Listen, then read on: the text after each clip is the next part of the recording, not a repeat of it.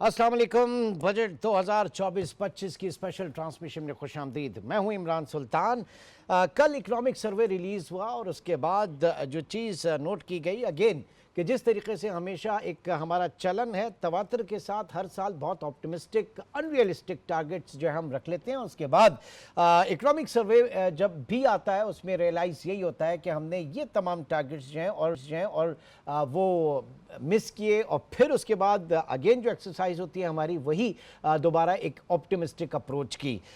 ऐसा क्यों है और फिर ये बजट क्या कह रहा है, क्योंकि कल हमने देखा जीडीपी जो एग्रीकल्चर सेक्टर जिसने आपको सपोर्ट किया, बहुत ज़बरदस्त किस्म का 6% की ग्रोथ दिखाई, लेकिन इस साल जो कुछ भी हुआ एग्रीकल्चर के साथ अगले साल की जो प्रेडिक्शन है वो महज 2% की ग्रोथ दिखा रही है। तो ये एक बहुत बड़ा सवाल है कि क्या होने जा रहा है और किस तरीके से मैनेज किया जाएगा। अपनी ट्रांसमिशन का आगाज़ करते हैं। कराची स्टूडियो में हमारे साथ मौजूद हैं सुहेल वजाहत सिद्दीकी साहब, साबिक वज़ीर पेट्रोलियम और कुदरती वसाइल। बहुत शुक्रिया सर आपके वक्त का। और डॉक्टर अकबर जैदी साहब ने भी हमें ज्वाइन किया, डायरेक्टर IBA, मारूफ इकोनॉमिस्ट। डॉक्टर साहब आपका भी बहुत शुक्रिया। डॉक्टर जैदी, आपसे पहले मैं शुरू करता हूं, ये फरमाइएगा कि अगेन उसी तरह का सिलसिला रहा जैसे हम हमेशा एक ऑप्टिमिस्टिक अप्रोच होती है कि हम अपने खर्चों को कम करेंगे, हम किफ़ायत शुआरी से काम लेंगे, हम अपनी स्पेंडिंग को जो है वो देखभाल के करेंगे और GDP ग्रोथ जो है उसको अचीव करने की कोशिश करेंगे और जो अपना टैक्स बेस है उसको बढ़ाया जाएगा, रेवेन्यूज़ को जो है वो बढ़ाया जाएगा। ये सारी एक बड़ी साइक्लो स्टाइल हमारी एक्सरसाइज है, वही हमेशा होती है और अब भी वही हुई। डॉक्टर साहब, कुछ चीज़ें फ़र्क हैं माजी से। एक तो ये कि जिस हुकूमत ने प्रोजेक्शंस वगैरह की थी वो चली गई, इंटरिम गवर्नमेंट आई, काफ़ी 8-9 महीने रही, उसके बाद फिर वही जो पहली वाली हुकूमत थी आधी वो आ गई, PDM की आधी शक्ल आ गई, पीपल्स पार्टी नहीं रही। तो थोड़ा बहुत उसमें फ़र्क है कि किसने ये बनाया था। और एक तरह से आप ये कह सकते हैं जो टारगेट्स बनाए गए थे, टारगेट्स जो दिए गए थे वो किसी और को सौंप दिए गए थे कि अब आप करें, हमने तो टारगेट कर दिया। तो एक ये थोड़ा सा फर्क है आमतौर पे जो रिकॉर्ड होता है उससे, ये इस पिछले साल या इस साल जो ख़त्म होने वाला है उसमें ये फ़र्क है। दूसरा ये कि एस्पिरेशनल होता है बजट। जो टारगेट्स दिए जाते हैं वो किसी, आप बिल्कुल सही करें, किसी साल में वो मुकम्मल नहीं होते, मीट नहीं किए जाते। और मेरा ख्याल है कि शायद उनका मकसद भी ये नहीं होता, वो तरह ज़्यादा दिए जाते हैं। 3% ग्रोथ अचीव करेंगे भी बड़ा मुश्किल है। 2.4 हो गई, 2.5 हो गया, तो एक तरह से आप कह सकते हैं बुरा नहीं है। अच्छा, 20% या 18% इन्फ्लेशन नहीं आएंगे, चले 24% तक आ गए, 35% से चले, बुरा नहीं है। करंट अकाउंट डेफिसिट बेहतर होगा, वाकई बेहतर हो गया। और जैसे अभी आपने बताया कि सबसे बड़ी जो कोट एंड कोट कामयाबी बताई जा रही है वो एग्रीकल्चर ग्रोथ में हुई है, उसके बहुत सारी वजूहत हैं। तो मुझे हैरत नहीं होती। और अभी जो अगले साल का जो बजट अभी जो आने वाला है आज, और जो अनाउंस होगा अगले साल के अहदाफ होंगे, वो वही होंगे जो हम मीट नहीं करेंगे। लेकिन एक कोशिश की जाती है, कई कई मीट भी कर जाते हैं। FBR का बजट अभी पिछले साल या इस साल जो दिया गया है वो मेरे ख्याल से तकरीबन मीट हो जाएगा या होने वाला है या हो गया है। अगले साल का जो ये कह रहे हैं कि ये जहाँ तक लेके जाएंगे टैक्स का, फिर वो पता चलेगा आज टैक्स कहाँ से रेस करेंगे। तो I am not dissatisfied, I am not surprised. और ये बहुत अहम बात है कि जो टारगेट्स दिए गए थे वो किसी और हुकूमत को दे दिए गए थे कि आप पूरा करें। तो ये भी थोड़ा सा फर्क है। शायद अच्छा ही हुआ है कि एक ठीक और है। हुकूमत ने इक्तिसादी तौर पर कुछ बेहतरी लेके आए। जो इंटरिम गवर्नमेंट थी, काफी चीजें बेहतर हुई हैं, उसकी वजह सही से सही बहुत सही। सारी वजूहात हैं। जी सर जी। मैं रखता हूं सुहेल वजाहत साहब, जो कल फाइनेंस मिनिस्ट्री की जो स्पीच थी और प्रेस कॉन्फ्रेंस थी वहां उन्होंने एट्रीब्यूट भी किया जनाब, जो केयरटेकर गवर्नमेंट जिस तरीके से उन्होंने उस वक्त जो इक़दामात उठाए, जो स्ट्रक्चरल इक़दामात थे जिसमें आप जो डॉलर के हवाले से था, स्मगलिंग के हवाले से था, उसको रोका गया, फिर स्टेट बैंक की जो पॉलिसीज़ थी, इन सारी ने क्यूमुलेटिवली एक बेहतर 2023 माली साल को गुजारा है। आप एग्री करते हैं? देखिए, ये सब्जेक्टिव चीज़ है। बेहतर किस तरीके से देखता हूँ, मैं ज़रा डिफरेंट तरीके से देखता हूँ। मैं इस पे कमेंट नहीं करूँगा क्योंकि ये सबको पता है। और चलें, व्हाट्स योर ऑब्जर्वेशन? मैं ऑब्जर्वेशन देता हूँ। देखिए, अब जो नया बजट आ रहा है वो इंटरनेशनल बजट है, नेशनल नहीं है। पहली बात, IMF प्रोग्राम के मैं तहत। लफ्ज़ नहीं इस्तेमाल करना चाह रहा। अच्छा, इंटरनेशनल बजट है। इंटरनेशनल शुरू कर लग दिया, हाँ, आगे चले। नेशनल बजट नहीं। ठीक है। दूसरी चीज़ जो उसमें मुझे नज़र नहीं आ रही कि हमने फोकस नहीं किया उन चीज़ों पे जिससे हम वर्ल्ड इकोनॉमी के मैप पे आ जाएं। आप अगर मेरे सामने वर्ल्ड इकोनॉमी का मैप है, इसमें बांग्लादेश है, पाकिस्तान नहीं है।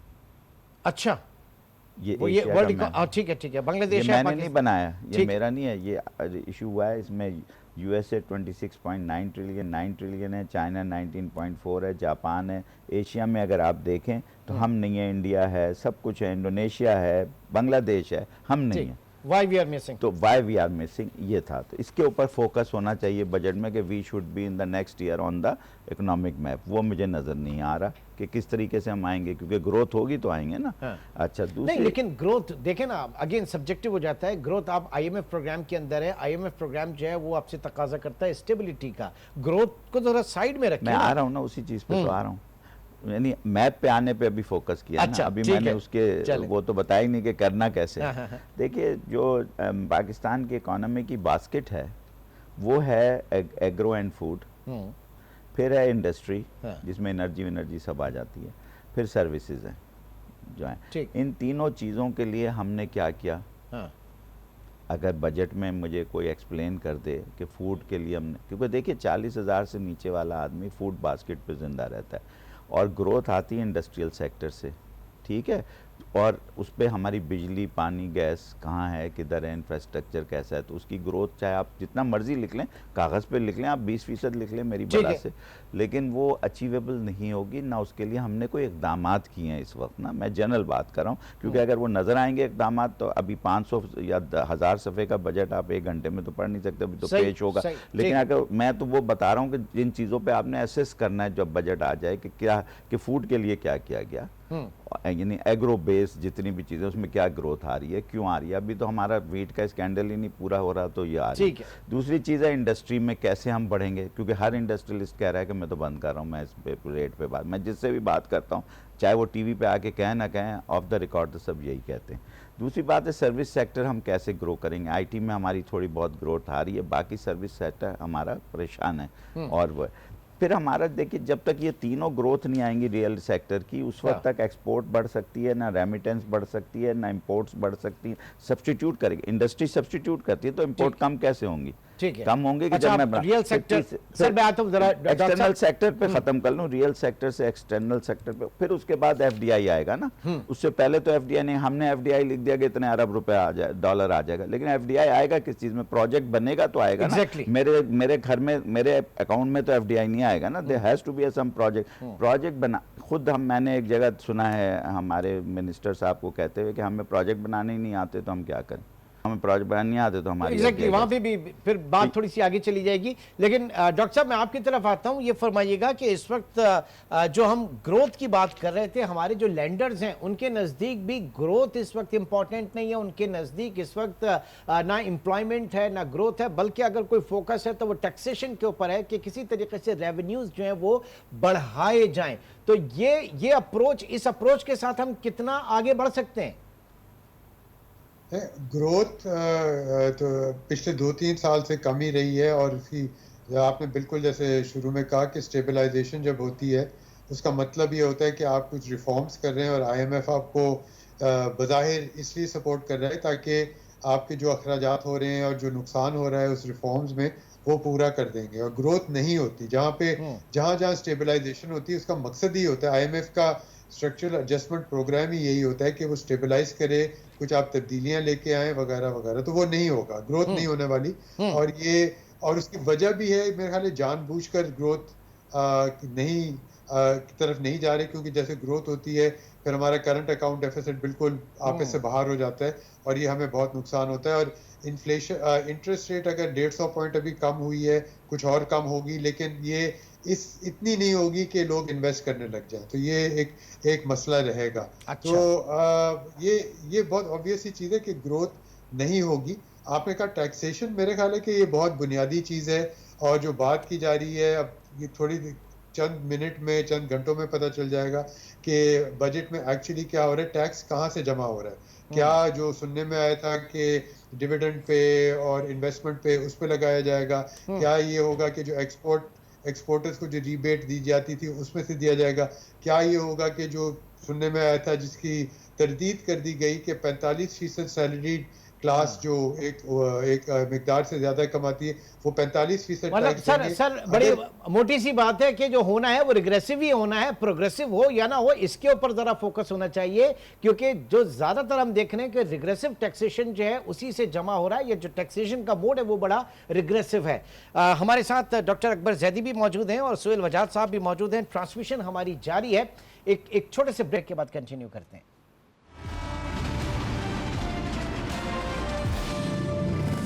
ट्रांसमिशन में एक बार फिर खुशामदीद कहेंगे और कुछ आज जो बजट पेश किया जाना है उसके हवाले से अब तक जो चीज़ें सामने आ रही हैं, जो टारगेट्स हैं उनके ऊपर ज़रा बात कर लेते हैं। जो टोटल आउटले बजट का कहा जा रहा है 18,900 अरब रुपए मुतवक्के है और तनख्वाहों में सरकारी मुलाजमीन की तनख्वाहों में 10 से 15% इजाफा मुतवक्के है।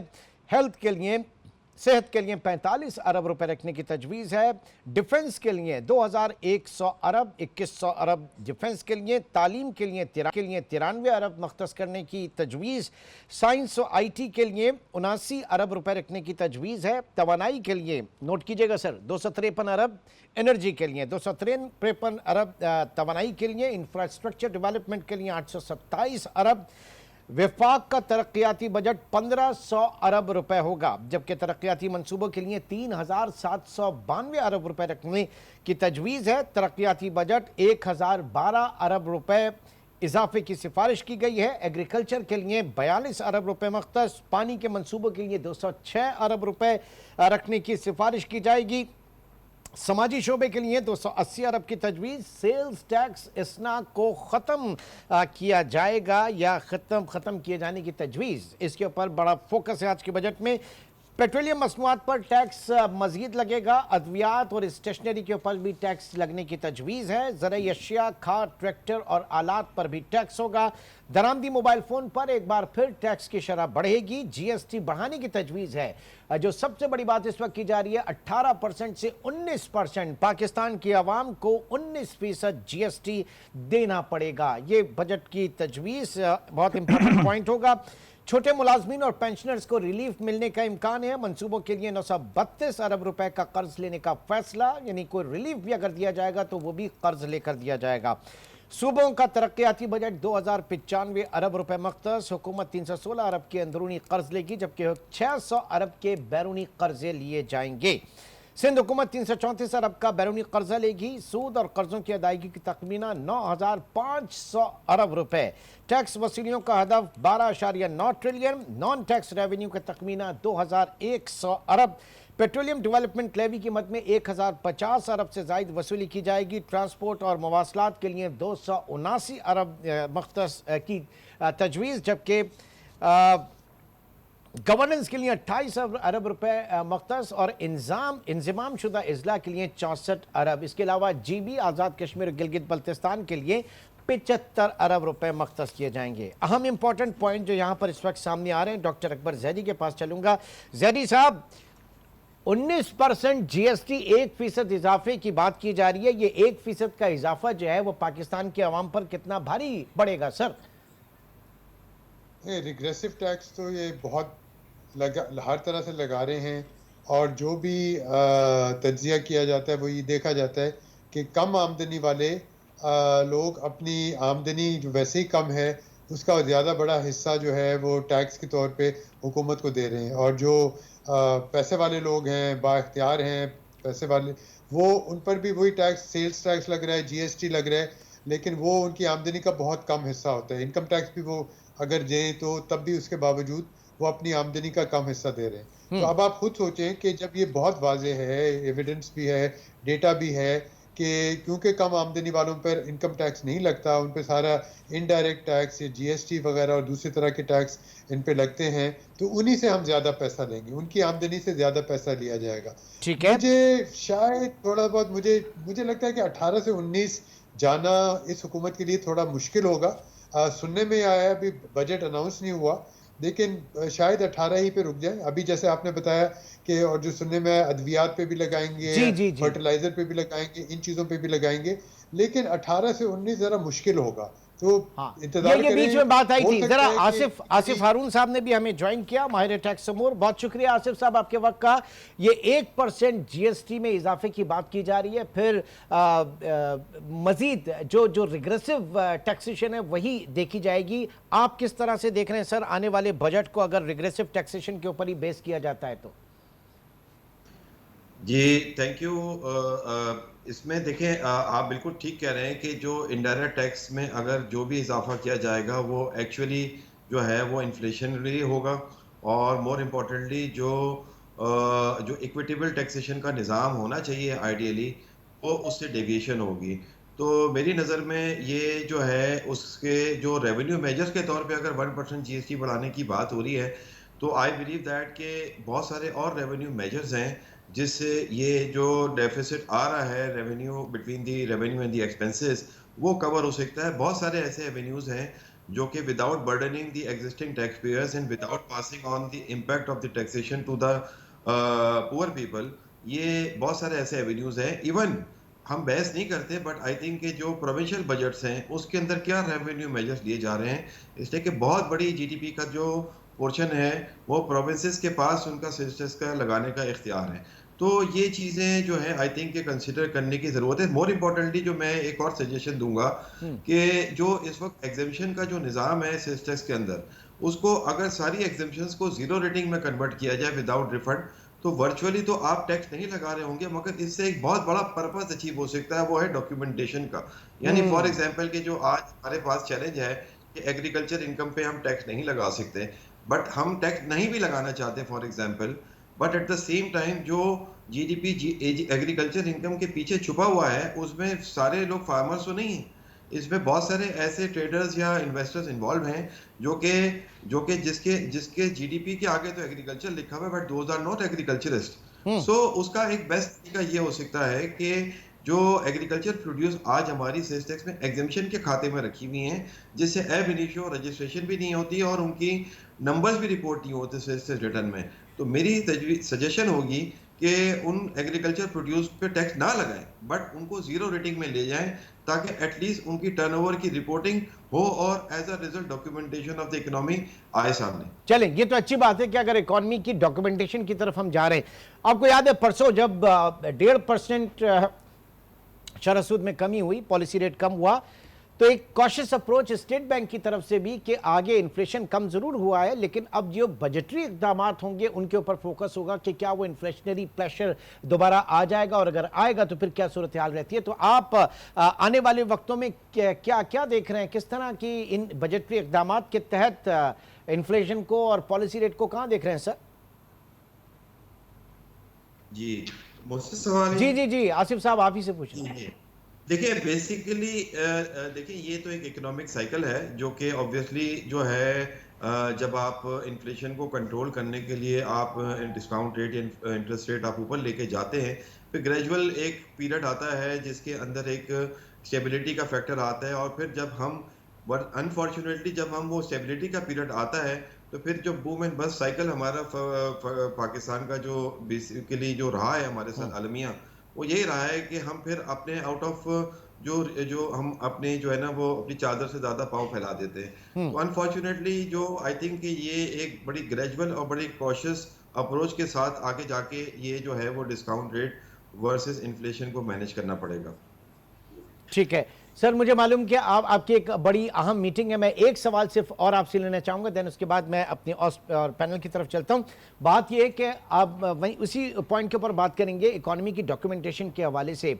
आपको पता है कि इस वक्त होलसेल रिटेल ये जो इतना बड़ा तबका है, ताजिर दोस्त वो जो स्कीम एक आई थी और वॉलंटरली उसमें लोगों ने रजिस्ट्रेशन करानी थी, 1 मिलियन का टारगेट था और सिर्फ 170 लोगों ने कराई। गो कि उसके बाद थोड़े से नंबर्स बढ़े हैं, लेकिन ये हुकूमत जब भी जाती है इनको ताजरों को टैक्स नेट के अंदर या रजिस्ट्रेशन की तरफ एक बहुत बड़ी रेजिस्टेंस देखी जाती है। तो ये मामला कैसे सही होंगे सर? आसिफ साहब।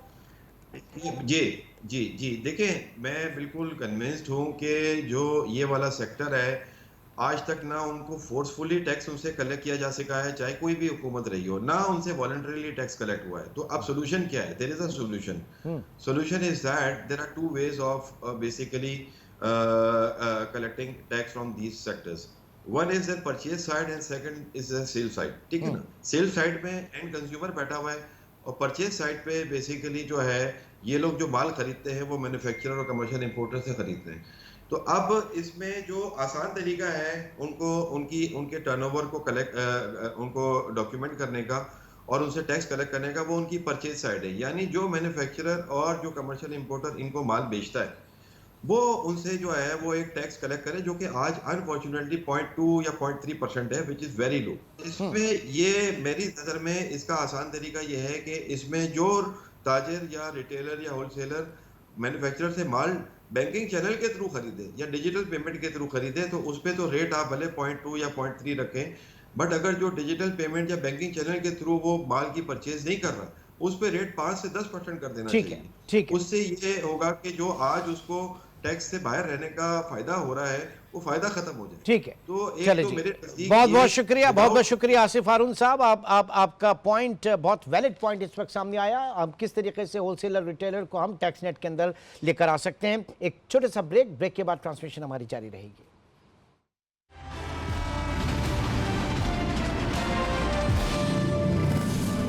ट्रांसमिशन में एक बार फिर खुश आमदीद। इस्लामाबाद में हमारे साथ मौजूद हैं परवेज़ इफ्तिखार साहब, टेलीकॉम एक्सपर्ट हैं। बहुत शुक्रिया परवेज़ साहब आपके वक्त का। और कराची स्टूडियो में साबिक़ वज़ीर पेट्रोलियम सुहेल वजाहत सिद्दीकी हमारे साथ मौजूद हैं। सुहेल साहब, जो पहले आपसे बात हो रही थी आपने फिर उसके बाद हमने शायद एक्सटर्नल सेक्टर के ऊपर बात रुकी थी। एक्सटर्नल सेक्टर के ऊपर मैं पोस्ट बजट में देखना पसंद करूंगा कि रियल सेक्टर जीडीपी में क्या ग्रोथ के इकदाम किए गए जिसका असर आएगा एक्सटर्नल सेक्टर, यानी मेरी एक्सपोर्ट्स कितनी बढ़ेंगी, किस वजह से बढ़ेंगी और कैसे डॉलर आने के जो वसाइल हैं वो कितने बेहतर होंगे। वही मैं कर्जा लेना मेरा मकसद नहीं है। ठीक है। फिर रेमिटेंसेस मेरी कैसे बढ़ेंगी, ज़ाहिर एक्सपोर्ट बढ़ेगी और लोग भेजेंगे, मुल्क के हालात अच्छे होंगे तो रेमिटेंसेस आएंगे।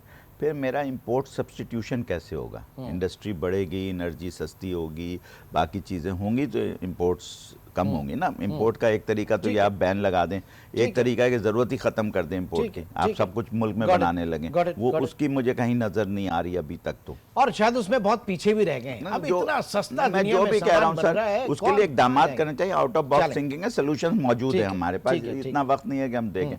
और फिर हमारे पास एफडीआई किस जगह आएगी, मुझे वो ये प्रोजेक्ट में आना चाहिए कि जो हमारे तरक्याती बजट हैं वो क्यों दिए जाते हैं, क्योंकि तरक्यात तो कहीं नज़र आती नहीं, ना रोडें नज़र आती, ना इंफ्रास्ट्रक्चर। तो इसलिए जो 1500 बिलियन का तरक्याती बजट है उसे ज़ीरो कर दिया जाए और जो करप्शन है उसे ज़ीरो कर दिया जाए, तो मेरे हिसाब से कोई टैक्स लगाने की ज़रूरत ही नहीं है। ठीक है। 40% करप्शन है हमारी इकॉनमी में, 1500 वो है, 2500 के आपने लगाए ना तो ख़त्म हो गए।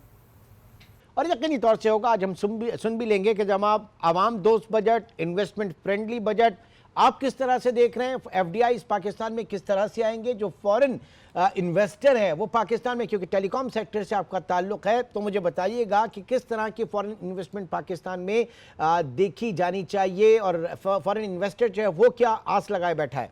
परवेज साहब जी, टेलीकम्युनिकेशन सेक्टर की ब्यूटी ये है कि इसमें सबका सब जो डेवलपमेंट बजट होता है वो प्राइवेट सेक्टर से आता है। गवर्नमेंट में अभी एलोकेशन सुन रहा हूँ 28 बिलियन की एलोकेशन है। इन 28 बिलियन में ज़्यादातर आईटी के लिए होगा, टेलीकम्युनिकेशंस के लिए बस मुख्तसर सा मुझे एग्जैक्टली नहीं पता अब कितना है, लेकिन वो बहुत कम होगा। और इसमें एफडीआई ही से काम चलता है और फॉरेन इन्वेस्टर और लोकल इन्वेस्टर ही इन्वेस्ट करते हैं।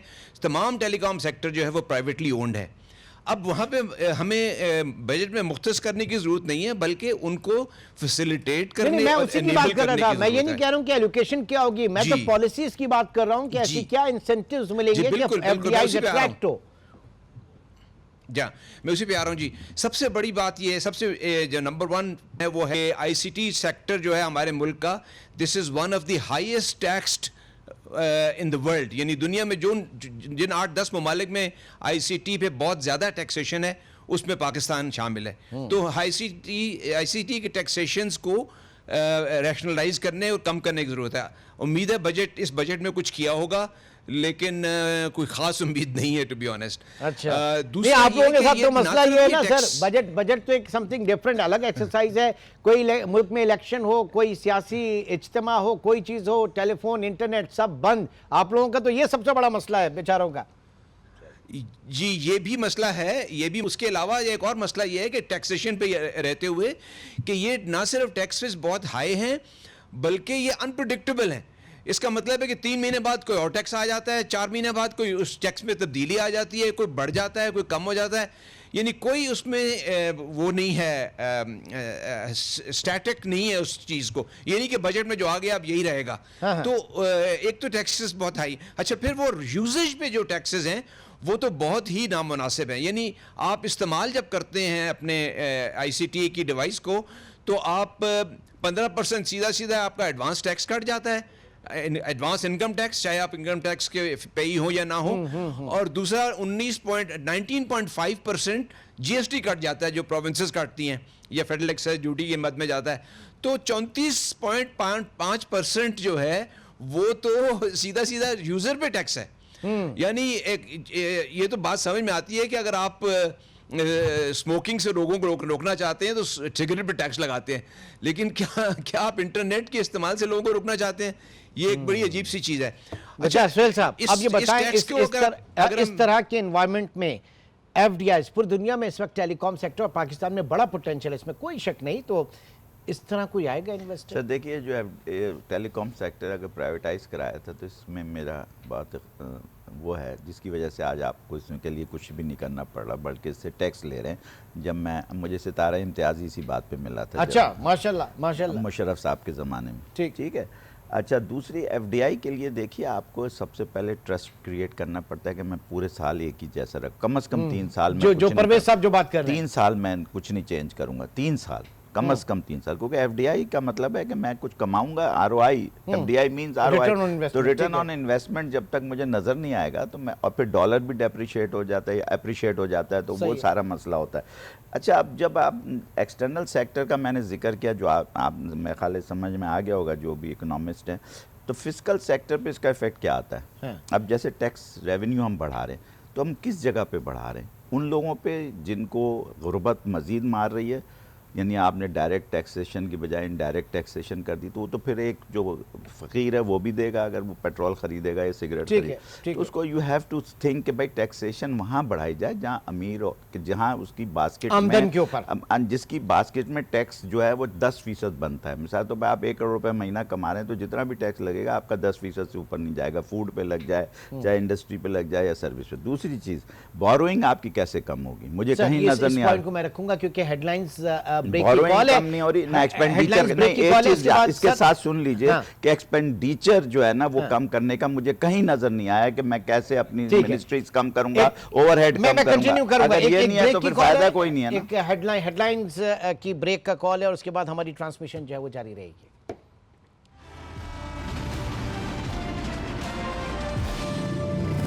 ट्रांसमिशन में एक बार फिर खुशामदीद। कराची में सुहेल वजाहत और परवेज इफ्तिखार इस्लामाबाद में मौजूद हैं। इस्लामाबाद चलते हैं जी। तो परवेज इफ्तिखार साहब, अब फिर खैर की उम्मीद हम तवक्का क्या रखें, फिर किस तरह की पॉलिसीज़, क्योंकि ये एक बड़ी हमारी एक तो पॉलिसीज़ नहीं है, पॉलिसीज़ अगर होती हैं तो उनकी कंटिन्यूशन नहीं होती, हर हुकूमत आने के बाद जो है वो पिछली पॉलिसीज़ को चेंज कर देती है।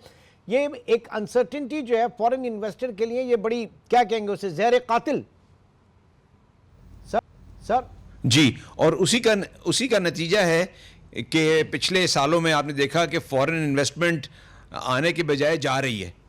वारिद टेलीकम्युनिकेशन का बहुत बड़ा ऑपरेटर था, वो छोड़ के चला गया, अब टेलीनॉर छोड़ के जा रहा है। उससे पहले ओमान टेल और क्यू टेल भी थे, वो भी जा चुके थे, वो भी चले गए थे। तो हमें पॉलिसीज़ नेचुरली ऐसी रखनी चाहिए। मसला ये है, एक माइंडसेट का भी प्रॉब्लम है। माइंडसेट ये है कि जी ये पैसे बहुत बनाते हैं, इनको कोई किसी रियायत की ज़रूरत नहीं है। स्पेक्ट्रम की प्राइस इतनी हाई है पाकिस्तान में, इतनी हाई होती है कि वो स्पेक्ट्रम बिकता ही नहीं है। जब बिकता नहीं है तो वो स्पेक्ट्रम की कमी की वजह से क्वालिटी के इश्यूज आते हैं टेलीकम्युनिकेशंस में। फिर आप ये जो क्लोजर्स की बात की आपने, मुल्क में इंटरनेट क्लोज कर दिया जाता है बगैर किसी वार्निंग के। टैक्सेस में रद्दबदल होता रहता है, ज़्यादातर हायर तरफ ही जाते हैं। फिर आप ये देखें कि जितने भी इस वक्त जो कॉस्ट है, बिजली की कॉस्ट है या दूसरी ह्यूमन रिसोर्स की, हर कॉस्ट जो है वो बढ़ रही है। और on the other hand telecommunication का जो रेवेन्यू जो चार्जेस हैं जो एक यूजर पे करता है वो नहीं उस तरह बढ़ रहे, बल्कि पाकिस्तान का जो एवरेज रेवेन्यू पर यूजर है, आरपू जिसको बोलते हैं, वो दुनिया में इस वक्त लोएस्ट है। तो इसकी वजह से उनकी जो फाइनेंशियल हेल्थ है, जो इन्वेस्टर्स हैं, फॉरेन इन्वेस्टर्स, वो कोई इतनी अच्छी नहीं है, जिसकी वजह से नए इन्वेस्टर्स नहीं आना चाहते या नहीं आ रहे। तो ये सब इन सब चीज़ों का हमें हल निकालना है, और ये माइंडसेट को चेंज करने की जरूरत है कि अगर कोई पैसा बनाता है और वो आपको सस्ती सर्विस देता है दुनिया भर में। अब बात ये है कि हर चीज खत्म हो रही है, हर चीज घट रही है। एक जो बढ़ रहा है ना, वो पाकिस्तान में तरक्याती बजट जो है वो बढ़ रहा है। 1400 अरब तरक्याती बजट, ये तरक्की बढ़ रही है। तरक्की बढ़ रही होती तो कुछ बेहतरी नहीं होती। चल बस इस पे खत्म करते हैं। नहीं, खत्म नहीं करें सर इसको। मैं आपको पहले मुझे आप ये बताइए कि आप नहीं टैक्स के ऊपर फोकस क्यों करते हैं, आप बोरोइंग और एक्सपेंडिचर पे फोकस क्यों नहीं करते बजट में? नहीं की जाती। मुझे बताइए साहब, एक्सपेंडिचर एक आने के ऊपर फोकस नहीं है। मैं तो अगर असेंबली में हूं तो मैं कहूँ एक्सपेंडिचर जीरो करें। क्यों कर रहे हैं भाई? सब रईस लोग बैठे हैं असेंबली में, कोई पैसे नहीं देने की जरूरत, कोई एसी चलाने, सबसे रोटी सस्ती असेंबली के अंदर है, चाहे 2 रुपए की, बाहर 50 रुपए की। यार कोई तरीका है, एक्सपेंडिचर कम कीजिए। रिटायरमेंट के बाद किसी को कोई फैसिलिटी ना दीजिए, फलां की ये इतनी गाड़ियाँ, इतने पेट्रोल, इतना फलाना। इवन रिटायरमेंट के बाद, इवन छोड़ने के बाद तमाम ये नॉन जो ये हैं कॉन्स्टिट्यूशनल चीज़ें, ये सारी चीज़ें इस वक्त हम नहीं अयाशी कर सकते, इसे खत्म कर दें। बोरोइंग कैसे कम होगा भाई? बोरोइंग उसी वक्त खत्म होगी जब आप किसी तरीके से इन चीज़ों को, इंडस्ट्री को, रेमिटेंस को बढ़ाएंगे, इंपोर्ट की सब्स्टिट्यूशन करेंगे। उसके खिलाफ तो आपने ऐसे ऐसे टैक्स लगा दिए कि इंडस्ट्री का जितनी थी वो भी ख़त्म हो जाएगी। तो इंपोर्ट तो फिर मजीद, या तो जब आप ज़ीरो करेंगे तो फिर यहाँ वो हो जाएगा कहत, और फिर हंगामा शुरू हो जाएगा। आपने तो इंपोर्ट पे आपने कह रहे हैं कि हमने कम करनी है। हाँ, फिर वीट क्यों मंगाई आपने? वीट क्यों मंगाई आपने? वीट तो सरप्लस नहीं, वीट तो सरप्लस हुई है, तो आपको मंगानी चाहिए, तो उसके पैसे कौन देगा? कितना बड़ा बुरहान। अच्छा नहीं, फिर दूसरा ये सर 6% की एग्रीकल्चर ग्रोथ दिखाई आपने, इस मर्तबा हुई है ना? 6% की, अब 2% की प्रोजेक्शन होगी नहीं, इसलिए कि वो तंग आ गए ना जी, जी। अब आप टैक्स पे तो जोर लगाए, जब हमने इतना टैक्स लगा देना, वो तो क्योंकि IMF का एजेंडा है, वो लगवाते रहेंगे, लगाते रहिए। दूसरी चीज ये है कि जी पॉलिसी रेट वगैरह, ये जो मैंने 10 आइटम्स आपको बताया, उसके तहत ही पॉलिसी रेट तय होता है। पॉलिसी रेट आज आपने कम कर दिया, इंशाल्लाह बड़ी जल्दी बढ़ाना पड़ जाएगा क्योंकि इन्फ्लेशन बढ़ जाएगी। हाँ, और दूसरा ये है कि आपका एक्सचेंज नीचे आना शुरू हो जाएगा, एक्सचेंज रिजर्व्स नीचे आना शुरू। अभी आप देंगे ना पैसे, वैसे फिर देखिएगा एक्सचेंज रिजर्व का क्या असर होता है अगर आपको पैसे नहीं मिले इधर उधर से, या रेमबो नहीं। और फिर रिजर्व्स आपके जब कम हो जाएंगे तो आपको कौन FDI लगाएगा आपके यहाँ? तो भैया ये 8-10 फैक्टर हैं, 13 फैक्टर हैं दुनिया में जिसके ऊपर पूरा बजट बनता है। हमारे यहाँ ये बनता ही नहीं। ये जो मॉनेटरी ईजिंग हमने देखी परसों, और तसलसल, अब जाहिर है कि स्टेट बैंक जो है वो खुद फोकस कर रहा है कि जो बजटरी मेजर्स हैं उनके ऊपर डिपेंड करेगा कि इन्फ्लेशनरी प्रेशर बढ़ता है कि नहीं बढ़ता है। कॉर्पोरेट सेक्टर किस तरह से देख रहा है इस मॉनेटरी ईजिंग को, और आपको नजर आ रही है कि ये कंटिन्यूशन इसकी होगी या फिर आगे फिर हॉट वाटर्स हैं? जी, मॉनिटरिंग ईजिंग का जहां तक ताल्लुक है, ये this is as good as nothing, लेकिन फिर भी something is better than nothing वो कहते हैं। जब तक ये पॉलिसी रेट जो है वो मेरी अपनी फीलिंग के मुताबिक 12% 13% तक नहीं आएगा, मुल्क में वो तरक्की की शरह वो नहीं बढ़ सकती, उस तरह से बढ़ना चाहिए। अभी आपने बाय द वे तरक्की की शरह की बात की, एग्रीकल्चर में 6%, ओवरऑल गालिबन 2%, 2.3% है। टेलीकॉम में ग्रोथ जो इस साल है, मैं भी आज ही इकोनॉमिक सर्वे पढ़ रहा था, वो -3.0% है। -3.0%? ऐसा कैसे हो गया? इकोनॉमिक सर्वे में है, आज मैंने देखा है। ये जी, वो गालिबन वो बहुत से आस लगाए बैठे थे कि वो वो जो स्पेक्ट्रम का ऑक्शन करेंगे उसमें बहुत से पैसे आएंगे। वो प्राइस इतनी हाई थी कि वो पैसे किसी ने इन्वेस्ट ही नहीं किया, सिवाय एक ऑपरेटर के, जो भी बहुत डेस्परेशन में किया उसने। तो अगर वो उसकी प्राइस सही रखी जाए, उसकी टर्म्स एंड कंडीशन सही रखी जाए, तो स्पेक्ट्रम जो है बिक सकता है और उससे डेफिनेटली गवर्नमेंट को फ़ायदा हो सकता है। लेकिन वो बस ज़्यादा से ज़्यादा की वो जो है वो समेटने की जो एक मैं क्या कहूँ उसको, हवस कहूँ, उसमें वो नुकसान कर रहे हैं अपना, इन पॉलिसीज़ की वजह से नुकसान हो रहा है, at least as far as telecommunications is concern. ठीक है, ठीक है। सुहेल साहब, अब बड़ी ब्लीक पिक्चर है इस वक्त, जो -3% अगर कह रहे हैं टेलीकॉम सेक्टर, और फिर हम कहते हैं कि जनाब ओपन कीजिए पाकिस्तान को, एफडीआई पाकिस्तान में, फिर SIFC की भी हम बात करते हैं, और हमेशा से आपका एक ये पॉइंट रहा कि जनाब प्रोजेक्ट्स कहाँ हैं, प्रोजेक्ट लेकर आइए। प्रोजेक्ट है ही नहीं। आप कह रहे थे ना कि 10 बिलियन की इन्वेस्टमेंट आएगी, सबने कहा ना, पहले 20 थी, फिर 28 थी, फिर 32 थी, आज 10 पे बात आ गई। लेकिन अभी भी वो 10 तो नहीं आई ना, पिछला वो गवर्नमेंट भी गुजर गई, ये गवर्नमेंट भी गुजर रही है, ये बजट भी आ साहब अभी चाइना गए थे ना, वहाँ से भी कुछ मुआहदे सर वो तो आएगी, अगर आई ना, मुआहदा क्या हुआ, मतलब पता चलना चाहिए ना। मैं ऐसे तो हवा में तो मैं भी बोल दूंगा जी 50 बिलियन की आ गई। नहीं, देखिए सर, हम दुनिया के 5वें पॉपुलस कंट्री हैं, हमारी डेमोग्राफी बड़ी अजीब सी है, हमारी तकरीबन 50% औरत और मर्द हैं। हमारी औरतें जो है ना, उनको हमने ना एजुकेशन तरीके से देते हैं, ना उनकी हाइजीन देखते हैं, ना हम उनको काम पे लगाते हैं। बांग्लादेश जो है ना, वो उसमें यही चीज़ बेहतर की है उन्होंने, तो इसलिए हमें अपने बजट में ये सारी चीज़ें देखनी चाहिए कि हमारी डेमोग्राफी के ऊपर आपने बजट बनाना है ना। आप हमारी ग्रोथ क्या कह रही है? हमारी ग्रोथ देखिए तकरीबन मेरे हिसाब से 2.6 या 3 के बीच में है पॉपुलेशन ग्रोथ, और आपकी जो GDP ग्रोथ है वो उससे नीचे है। मैं तो एग्जैक्ट फिगर की बात ही नहीं कर रहा, मैं तो सिर्फ एक आपको फिगर दे रहा हूँ कि पॉपुलेशन ग्रोथ से नीचे GDP ग्रोथ का होना क्या अकलमंदी है, और उसके ऊपर बजट बनाना क्या अकलमंदी है, या जो मैंने 13 पॉइंट आपको बताया उस पे फोकस ना करना अकलमंदी है? नहीं सर, अब ये मुझे बताइए, जो हमारे सियासतदान अभी 6 महीने पहले सर इलेक्शन में 200 और 300 यूनिट बिजली के फ्री कौन से वादे करके गए, वो क्या बेवकूफ मैंने तो नहीं किया ना, मैंने तो आपको सीरियसली बताया था कि एनर्जी की प्राइस वहां पहुंच जाएगी कि जहां लोग कुंडा लगाने पे मजबूर हो जाएंगे और एनर्जी नहीं देंगे। कश्मीर में हो चुका है, और बाकी अब क्या होगा? अब बाकी जगह देखिए, अब ये बजट के इफेक्ट आने दें ना, फिर आपको पता चलेगा कि कितने मसले मसाइल क्रिएट होंगे, और आपको बजट में और कितने, यानी जो आपके क्या कहना चाहिए, लॉ एंड ऑर्डर के मसाइल क्रिएट होंगे, वो आप सोच नहीं सकते इसके तहत इस बजट के। क्योंकि वैसे देखें, वैसे आपसे मैं सियासी बात तो नहीं करूंगा, लेकिन खबरें कुछ हैं कि जनाब पीपल्स पार्टी ने डिस्टेंस एक अपना कर लिया है कि जनाब हमें कोई भी पार्टी इसको सपोर्ट नहीं करेगी, ये मुझे आप लिख लीजिए मेरी बात। नून लीग करेगी अपने वजीर खजाना को? नहीं, नून लीग का मतलब नवाज शरीफ नहीं करेंगे, वो नहीं करेंगे, वरना अगले इलेक्शन मतलब पार्टी की तो हमेशा यही बात की जाती है ना। नून लीग नहीं कर, नून लीग से मेरा मतलब है नवाज शरीफ नहीं करेंगे, ना जरदारी साहब करें, जरदारी साहब से मेरा मतलब है बिलावल साहब नहीं करेंगे।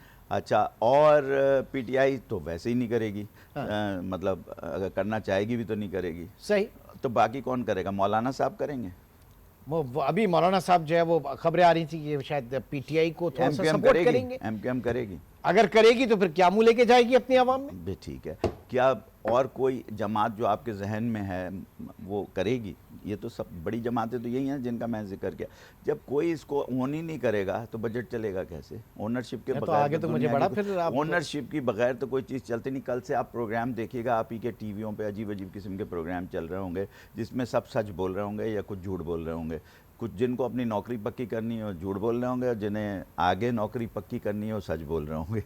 तो I got your message, I got your message. बहुत बहुत शुक्रिया। सोहेल वजाद हमारे साथ ट्रांसमिशन में मौजूद थे, और परवेज इफ्तिखार साहब इस्लामाबाद में मौजूद थे। एक छोटा सा ब्रेक, हमारे गेस्ट पैनल चेंज होता रहेगा, और इकॉनमी को हम इसी तरीके से डिस्कस करते रहेंगे कि आने वाला बजट आज जो आ रहा है उसको फिर थोड़ा सा पॉलिटिकल एलिमेंट भी आ जाता है कि कौन कौन सी सियासी जमातें इसको पैट्रोनेज देंगी, इसकी सरपरस्ती करेंगी, इसको ओन करेंगी, क्योंकि जो ओन करेगा उसको आवाम को भी मुतमईन करना होगा। एक ब्रेक के बाद दोबारा मिलते हैं।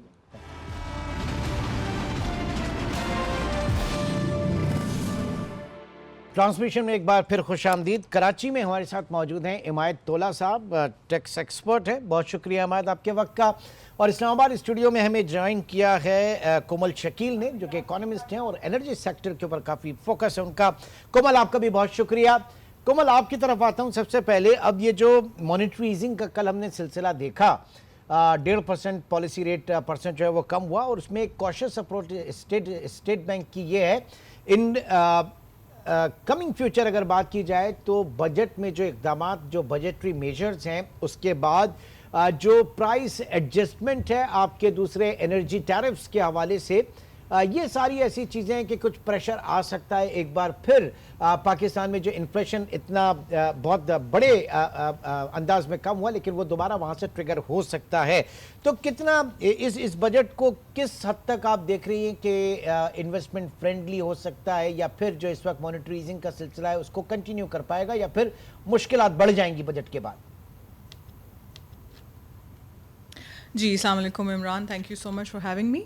आपकी बात अगर स्ट्रेट अवे इस बात पे पहुंच जाएं जो आप, I just give a direct answer, तो मेरे ख्याल में इस वक्त हमारे पास कोई ख़ास स्पेस नहीं है। अभी जब हम इन्वेस्टमेंट फ्रेंडली पॉलिसीज़ की बात करते हैं तो that is more growth oriented policy. हम बेशक मतलब अभी जो इकोनॉमिक सर्वे कल आया उसमें अच्छे फिगर्स आ रहे हैं। In you know we have good expectations, GDP का भी 2.38% ग्रोथ प्रिडिक्शन है, एग्रीकल्चर, इंडस्ट्रीज़ और इन सारी उसमें हमें ग्रोथ एक्सपेक्टेड है, but it's not a massive growth, कोई बहुत ज़्यादा एक्सपेक्टेशन नहीं है। तो investment friendly, I don't expect it to be too investment friendly, there might be 1 or 2 things here and there, but इस वक्त हमारे पास पॉलिसी स्पेस नहीं है कोई ख़ास। हमारे पास जो है ना इस वक्त we have to make sure कि we comply with the pre conditions of the IMF, और वो इसलिए नहीं है, और बेशक कल औरंगज़ेब साहब ने कहा कि नहीं ये पाकिस्तान का बजट है और IMF सिर्फ इसको फंड कर रहा है, that's very good political rhetoric, but nonetheless IMF हो या कोई भी AYZ, ABC, कोई भी ऑर्गेनाइजेशन हो, macro economic principles remain the same, and right now look at our fiscal deficit, look at all other macroeconomic indicators, there isn't much space but to comply with the stabilization policies of the IMF. लेकिन nonetheless कुछ चीज़ें खुशाइन भी हैं, जैसे primary balance is positive now, I think कुछ 1.5% of GDP है, और ये मेरे ख्याल में पिछले 20 सालों में पहली दफ़ा प्राइमरी बैलेंस जो है वो पॉजिटिव हुआ है, this is the difference between your revenue and your non interest expenditure, तो दैट्स समथिंग गुड। तो I think direction is good, लेकिन नॉनदलेस इतनी पॉलिसी स्पेस नहीं है कि अभी हम एकदम से अपनी इन्वेस्टमेंट और बिजनेस कम्युनिटी और ये सब चीज़ों को भी खुश कर दें। इमायत जो बात की जा रही है इस वक्त कि प्री रिक्विजिट होगा, प्रायर एक्शंस होंगे, ये बजट जो है IMF रिफ्लेक्ट करेगा, तो और IMF के जब भी हम प्रोग्राम के अंदर होते हैं तो वहाँ पे आप ग्रोथ को भूल जाते हैं, आप स्टेबिलिटी के ऊपर होते हैं, ये चीज़ अब रिफ्लेक्ट करेगी, तो फिर ये सारी पॉलिसीज़ आने वाला जो वक्त है इंतहाई सख्त हम इसे कह सकते हैं। कोई जैसे कोमल ने भी कहा कि आपके पास फिस्कल स्पेस नहीं है, पॉलिसी स्पेस नहीं है अभी आपके पास। बिस्मिल्लाहिर्रहमानिर्रहीम, thank you so much Imran भाई फॉर हैविंग मी ओवर। देखिए सर, मेरा कि आपको फिस्कल स्पेस क्रिएट करनी पड़ेगी। इस वक्त जो आपकी करेंसी पैरिटी है 278 पे राउंड अबाउट, हमारे एस्टिमेट्स के मुताबिक जो है ये 235 पे होनी चाहिए अगर इसकी ट्रू वैल्यू पे आप जाएं। एक रिसर्च हाउस है ऑप्टिमस, उसकी 243 एस्टिमेट्स हैं। गोल्डमैन सैक्स सेज 224.6 टू बी प्रिसाइज। अच्छा, ये गोल्डमैन सैक की? जी सर, अब कुछ 2-3 महीने पुरानी रिपोर्ट है, आप बोलेंगे तो मैं आपको व्हाट्सएप भी कर दूंगा। नहीं सर, लेकिन वो तो फिर वो आ जाता है $5.5 अरब जो है सेंट्रल बैंक ने मार्केट से ओपन जस्ट डॉलर को स्टेबल रखने के लिए। देखिए ना, वो स्टेबल रखने के लिए वो डॉलर वैसे भी सरेंडर होने ही थे, तो वो परचेज करके आपने डॉलर को अंडर वैल्यू रखा, तो there has to be some method to this madness, I believe.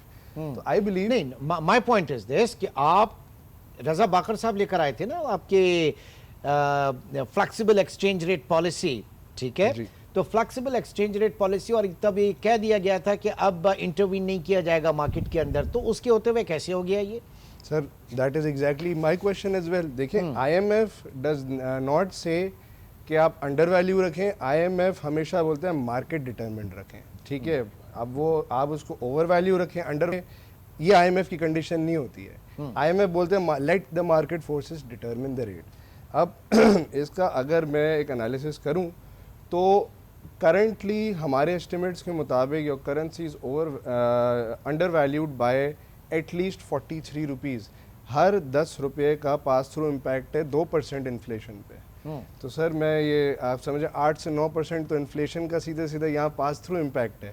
तो अगर मैं इसको चले 250-240 पे भी ले जाता हूँ, 235 पे ना ले जाऊँ जो उसकी ट्रू वैल्यू है हमारे मुताबिक, तो सर कम से कम आपका 6 से 7% 8% नहीं, इन्फ्लेशन दे लेकिन सकते हैं। अहम चीज ये है कि बजट मेकिंग एक्सरसाइज के अंदर बेंचमार्क क्या रखा गया है डॉलर का, क्योंकि ये बात हो रही थी 295 गवर्नमेंट जो है वो राजी थी और वहां पे 328 की बात हो रही थी।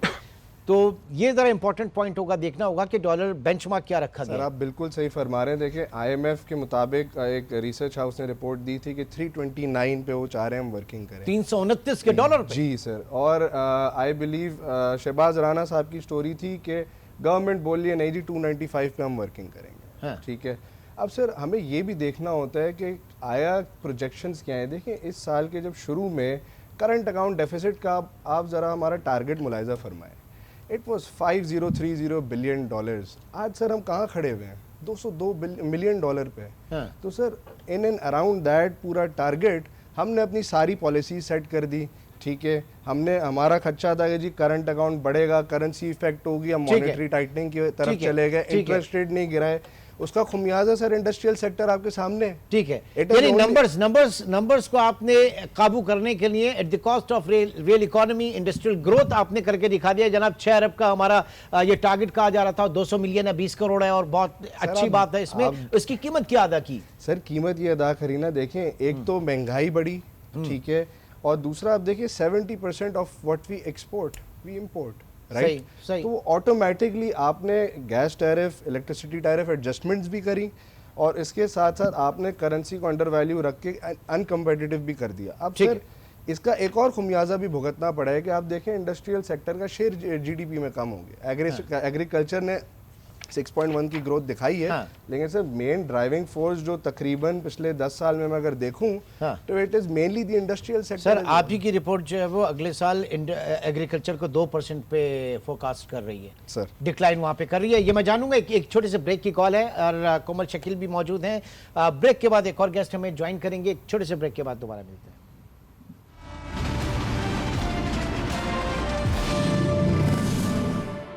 ट्रांसमिशन में एक बार फिर खुश आमदीद कहेंगे और हमें ज्वाइन किया है मोहम्मद लुकमान साहब ने, जो कि CEO हैं national clearing company Pakistan limited के। लुकमान साहब बहुत शुक्रिया। यहाँ पर बात की जा रही है FDIs की कि पाकिस्तान में क्या मुश्किलात हैं, लेकिन आपके कैपिटल मार्केट्स के अंदर पोर्टफोलियो इन्वेस्टमेंट के अंदर डॉलर्स आते हैं और डॉलर्स पाकिस्तान को चाहिए, लेकिन ऑल टाइम हाई के ऊपर इंडेक्स गया। जो फॉरेन पोर्टफोलियो इन्वेस्टर है उसके जहन में क्या है, वो किस हद तक पाकिस्तान में अट्रैक्ट हो रहा है या नहीं हो रहा है? लुकमान साहब। जी बिल्कुल। Thank you so much Imran, आपके प्रोग्राम में शामिल होने की आपने दावत दी। Thank you so much. आप बिल्कुल ठीक कह रहे हैं, लेकिन मेरा इसमें व्यू ये है कि 4 साल से मार्केट बिल्कुल ड्राई थी और जो फॉरेन इन्वेस्टमेंट आना स्टार्ट हुई है वो पिछले चंद माह से शुरू हुई है। और जो इंडेक्स की आपने बात की, ऑल्दो इंडेक्स है तो गया तो 75-76,000 तक था, बट चूंकि इंडेक्स पाकिस्तान का कम इंडेक्स है और अगर आप उसकी पी पे देखें तो पी इस वक्त उस लेवल से ऑलमोस्ट हाफ से भी कम है जो 2007 के वक्त में 53,000 पे था। तो इन चीजों को भी आपने मद्देनजर रखना होगा। और ये बात बिल्कुल सही है कि फॉरेन इन्वेस्टमेंट आना स्टार्ट हुई थी और वो अगर तो हमारे बजट को हमने में कुछ ऐसी चीजें रखी या कोई ऐसी चीजें चेंज नहीं की तो मजीद भी इन्वेस्टमेंट आएगी। और हमें ये देखना चाहिए कि बजट में हमें लॉन्ग टर्म क्या बेनिफिट होता है, उन चीजों को कंसिडर करना चाहिए। और जाहिर है कैपिटल मार्केट के थ्रू जो आपने एसओईज की प्राइवेटाइजेशन करनी है उसमें भी एक मेजर रोल कैपिटल मार्केट्स का होगा। तो उस हवाले से हमें जो है ऐसा काम नहीं करना चाहिए कि हम मुर्गी को ज़बाह कर दें, बल्कि उसके अंडे खाने में इंटरेस्टेड होना चाहिए और थोड़ा सा चीजों को तरीके से लेके चलना चाहिए। अगर हम थोड़ी bigger picture of the budget के हवाले से बात करें तो हमें सिर्फ उन एरियाज पे फोकस नहीं करना चाहिए जो कि ऑलरेडी टैक्स नेट में आते हैं। और हमने ये बहुत दफा देखा है, सुना भी है कि हमारा जो टैक्स टू जीडीपी रेशियो है वो 10% है, सबसे कम है रीजन में। मुख्तलिफ चीजें, मुख्तलिफ लोगों ने इस पे कमेंट किया है, मगर आप इसको थोड़ा सा ब्रॉडर तरीके से देखें तो हमारे यहाँ टैक्स नेट से जीडीपी के 30-40% लोग तो 100% टैक्स जीडीपी टैक्स नेट से आउट है। तो अगर आप उस रेशियो को 60% पे देखते हैं तो फिर हमारा रेशियो 14%, 15% आ जाता है। ठीक है जी। कोमल, आपने एसईजीज के ऊपर काफ़ी काम किया, बहुत सारी चीज़ें, ये मैं ज़रा बाद में पूछूंगा, लेकिन पहले फाइनेंशियल इंक्लूजन के हवाले से बात करते हैं कि पाकिस्तान का सबसे बड़ा मसला जो है हमारी अनडॉक्यूमेंटेड इकॉनमी है। इस लिमिटेड डॉक्यूमेंटेड इकॉनमी के में रहते हुए आप मुल्क को आगे कैसे बढ़ा सकते हैं, सवाल ही नहीं पैदा होता। जी थैंक यू इमरान। सो मैं आपको एक एग्जांपल दे देती हूँ जिस तरह स्टॉक मार्केट्स के ऊपर। इसलिए ये मेरा मतलब पर्सनल एंड प्रोफेशनल ये एग्जांपल इस तरह से है कि I try to educate some women in Balochistan जिसको मतलब कि वो स्टॉक मार्केट के अंदर पार्टिसिपेट करे, बिकॉज यू नो ये बहुत ईजी साफ तरीका है, उसमें बहुत थोड़ी सी इन्वेस्टमेंट चाहिए होती है, but the complexity of the matter कि कितनी चीज़ें कॉम्प्लेक्स हम बनाए हुए हैं, मतलब कितनी रेगुलेशंस कॉम्प्लेक्स हैं, कौन सी आपको कंप्लायंस करने में जो है दिक्कत पेश आती है। तो इस तरह की चीज़ों को we have to make it simple. I mean वो जो कि ऑर्गेनाइज्ड बिजनेसेस हैं, बड़े बिजनेसेस हैं, उनको भी अपनी टैक्स कंप्लायंस करने में इतनी प्रॉब्लम्स फेस करनी पड़ती हैं। अगर आप वर्ल्ड बैंक का एंटरप्राइज सर्वे उठाकर देखें तो कोई 40% जो बिजनेसेस हैं वो टैक्स कंप्लायंस को या टैक्स कंस्ट्रेंट्स को सबसे बड़ा अपना प्रॉब्लम या चैलेंज समझते हैं। तो अगर एक आप इंडिविजुअल लेवल पे, क्योंकि ये अनडॉक्यूमेंटेड जो सेक्टर है ये मोस्टली SMEs हैं, मोस्टली माइक्रो एंटरप्राइजेज हैं, these are simple people not educated, they don't have access to resources like accountants and तो या फिर professionals to help them out। तो हमें complexity को reduce करना है ताकि वो और एक of course एक trust system में पैदा करना है कि अगर वो document हो जाते हैं तो वो उनके favor में जाएगा बजाय कि उनके खिलाफ, because there's a lot of fear, we know this कि अगर हम tax net में आते हैं तो FBR शायद हमारे पीछे पड़ जाए या you know इस तरह की बहुत सारे misconceptions हैं। इमायत यार ये बताइए, इतना कॉम्प्लेक्स क्यों है हमारा टैक्सेशन का सिस्टम या फिर टैक्स कंप्लायंस? टैक्स जमा होता नहीं है, अगर मजे आते तो सिर्फ वो कंसल्टेंट के आते हैं। जी सर देखें, सिर्फ कंसल्टेंटों के मज़े नहीं आते। मैं थोड़े से फिगर्स आपको देता चलूँ। ये आई थिंक 2 हफ्ते पहले की स्टोरी है शहबाज राना साहब की।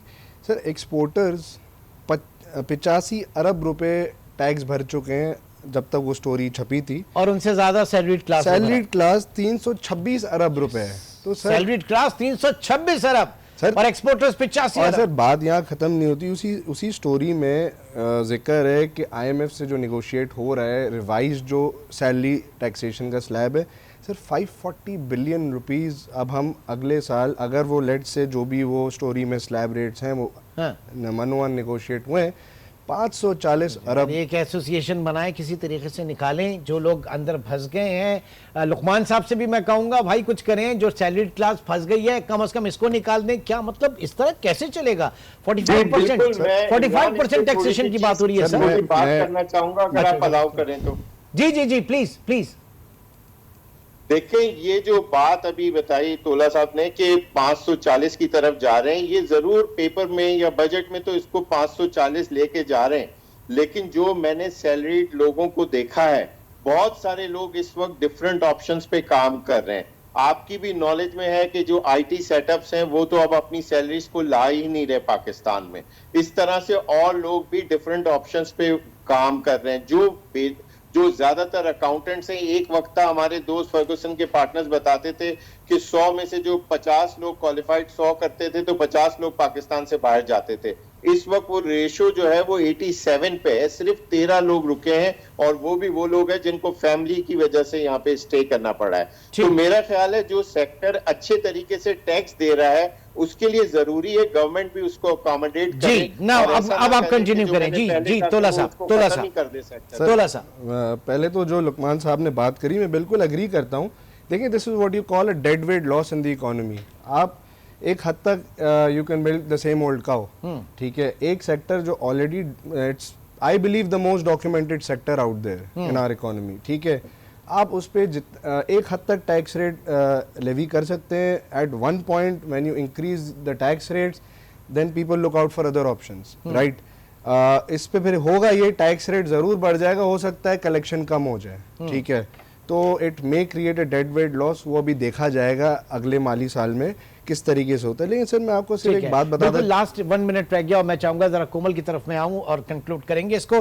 कोमल, अब ये जो बात की जा रही है जो सैलरीड क्लास है उसके ऊपर मजीद अगर बार आता है तो फिर कहां जाएगा पाकिस्तान का सैलरीड क्लास, जबकि 300-350 अरब उसने टैक्स पे किया as compare to exporters they paid only 80 billion. जी बिल्कुल इमरान, ये तो this is actually unacceptable. Salaried class या ऑलरेडी जो टैक्स नेट में लोग हैं उन्हीं को मज़ीद बर्डन करना is not the way forward. We have to look at our expenditures. अगर हम IMF का ये टैक्स फिस्कल मॉनिटर देखें तो उसमें हम 164th रैंक पे हैं 194 कंट्रीज़ में ऐसी गवर्नमेंट्स जो कि सबसे ज़्यादा एक्सपेंडिचर करती हैं। तो अगर तो हमारा एक्सपेंडिचर कंजम्पशन पे ही रहेगा, कंजम्पशन फोकस्ड रहेगा, फिर तो मतलब there is no way out and we are headed towards doom situation. लेकिन अगर हम कैपिटल इन्वेस्टमेंट और इस किस्म की चीज़ें जहाँ पे हम अपनी इंडस्ट्री को जो है प्रमोट करते हैं तो बात फिर कुछ समझ में आती है। तो ये तो this is not acceptable at all कि आप ऑलरेडी बर्डनड जो सैलरीड क्लास हैं या जो बिग बिजनेसेस हैं उन्हीं के ऊपर अब ये सुपर टैक्स की बात चल रही है। This is preposterous, you know, there is no way this should happen because आप क्या कर रहे हैं, आप बेसिकली वो जो ऑलरेडी एक रेवेन्यू जनरेट कर रहे हैं आप उन्हीं लोगों को मज़ीद टैक्स करने शुरू कर रहे हैं। आप अपना टैक्स नेट बढ़ाने की बात ही नहीं करते। तो अनडॉक्यूमेंटेड इकोनॉमी की हमने बात की, हमने यू नो इनफॉर्मल सेक्टर की बात की, तो but all of this needs to make you know be guided by the fact कि आपका एक्सपेंडिचर कर्टेल नहीं हो रहा ना, आप अपनी बेटर रिसोर्स फोकस है कि ज्यादा से ज्यादा जो फोकस है यहाँ पर वो रेवेन्यू किस तरीके, टैक्स रेवेन्यू किस तरीके से बढ़ाया जाए इसके ऊपर फोकस है। इसके ऊपर फोकस नहीं हो कि अपने एक्सपेंडिचर को कैसे कम किया जाए, उसके साइज को कैसे कम किया जाए। बहुत बहुत शुक्रिया। कोमल शकील इस्लामाबाद से मौजूद थी, कराची में हिमायतुल्लाह और लुकमान साहब CEO नेशनल क्लीयरिंग कंपनी हमारे साथ मौजूद थे। न्यूज़ ब्रेक का इस वक्त है, न्यूज़ बुलेटिन होगा और उसके बाद 4 बजे हम दोबारा आके बैठेंगे और नया पैनल मौजूद होगा। मिलते हैं एक ब्रेक के बाद।